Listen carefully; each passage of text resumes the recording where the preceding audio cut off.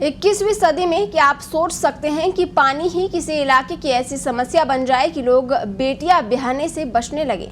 चौंकिए मत, कुछ ऐसा ही हो रहा है शेखावाटी के फतेहपुर में, जहां फ्लोराइड ने जीना दुश्वार कर दिया।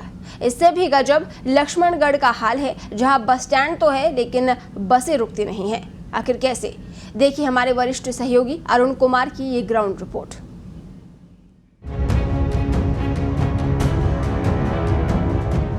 सीकर और धोद के बाद हम पहुंचते हैं फतेहपुर तहसील। हाईवे की सर्विस लेन पर खड़े वाहन और तहसील से कई वकील फाइलों को लेकर आ जा रहे थे। हम भी एक वकील साहब के पास कुर्सी खींचकर बैठ गए। वहां 4-5 लोग पहले से जमे थे। हमने यहाँ की प्रमुख समस्याओं पर बात की तो वकील साहब अपने काले पीले दांत दिखाते हुए बोल पड़े, हमने कभी सुपारी तक नहीं खाई, लेकिन दांत देखकर कोई यकीन नहीं करता। सब फ्लोराइड की माया है। यहाँ 50 साल में लोगों की हड्डियाँ टेढ़ी होने लगती हैं। लोग अपनी बेटियां ब्याहने से डरते हैं। 1 दशक पहले तक यहाँ कुंवारों की फौज थी। सेना में भर्ती होने पर कुछ लोगों का ब्याह हो गया, मगर तमाम कुंवारे अभी भी हैं। अमूमन 1 ppm से ज्यादा फ्लोराइड वाला पानी पीने लायक नहीं होता है, लेकिन यहाँ के पानी में तो 6 ppm तक फ्लोराइड है। सरकार ने कुछ RO लगवाए, लेकिन सब बेकार हैं।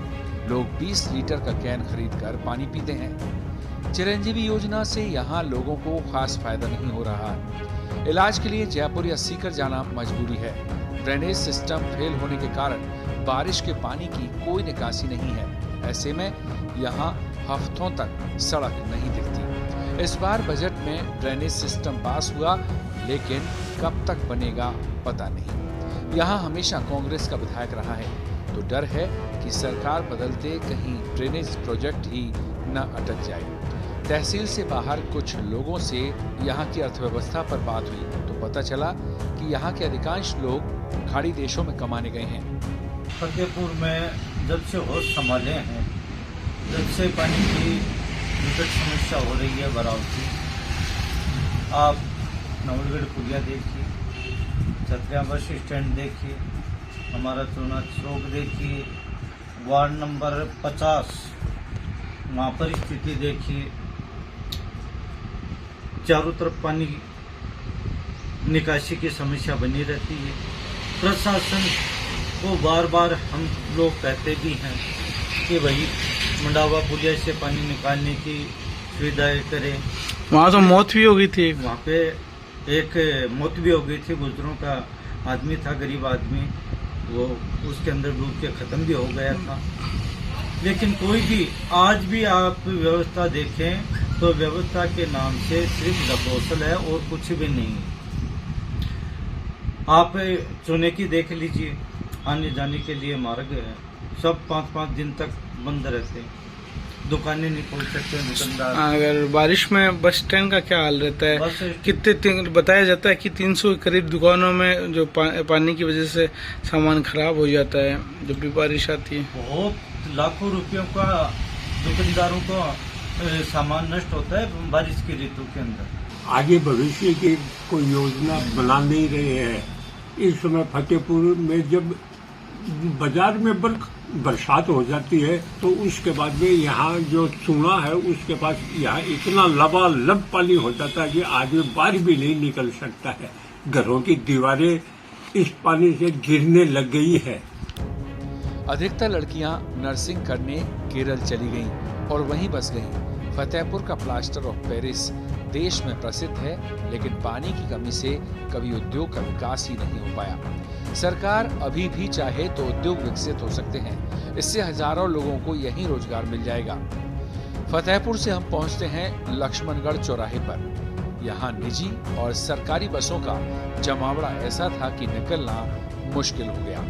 चौराहे से करीब 150 मीटर पर भामाशाह काशी प्रसाद मुरारका ने 5 करोड़ से अत्याधुनिक बस स्टैंड बनवाया है, लेकिन यहाँ रोडवेज बसें कभी कभार ही आती हैं।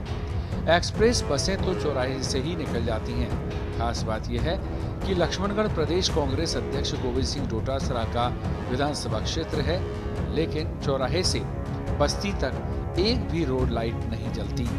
रात में अगर किसी को चौराहे से 1 किलोमीटर दूर बस्ती तक जाना हो तो ऑटो वाले 300 रुपए मांगते हैं।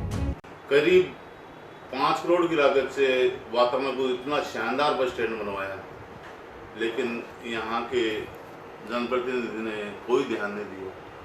बड़े शर्म की बात है कि हम आज भामाशाह को क्या मुंह दिखाएं।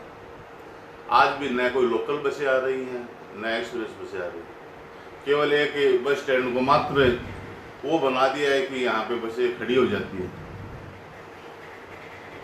इनके पास कोई बसों खड़े होने का जगह नहीं है तो वहाँ खड़ी कर देते, लेकिन ये नहीं कि यात्रियों की सुविधा के लिए एक नगर पालिका ने एक काम कर लिया है कि अपनी इतिश्री करने के लिए एक इंदिरा रसोई का एक कार्यालय खोल दिया कि हमारा खर्चा नहीं लगे और सेठ जी का जो खर्चा लग रहा है उसी में उनका काम होता रहे। बजट में सबसे ज्यादा सौगात लक्ष्मणगढ़ को मिली, लेकिन हालत दयनीय है। बातचीत में ही लक्ष्मणगढ़ के सुमेरु सिंह बोल पड़े, यहाँ स्थिति इतनी खराब है, एक विभाग सड़क बनाता है तो दूसरा तोड़ने पहुंच जाता है। सरकारी अफसर मजे कर रहे हैं, आमजन योजनाओं के लाभ के लिए भटक रहे हैं। बुजुर्ग पेंशन, उज्ज्वला योजना, फ्री बिजली आदि का लाभ भी सक्षम लोग ही ले पा रहे हैं। पत्रिका टीवी के लिए सीकर से अरुण कुमार की रिपोर्ट।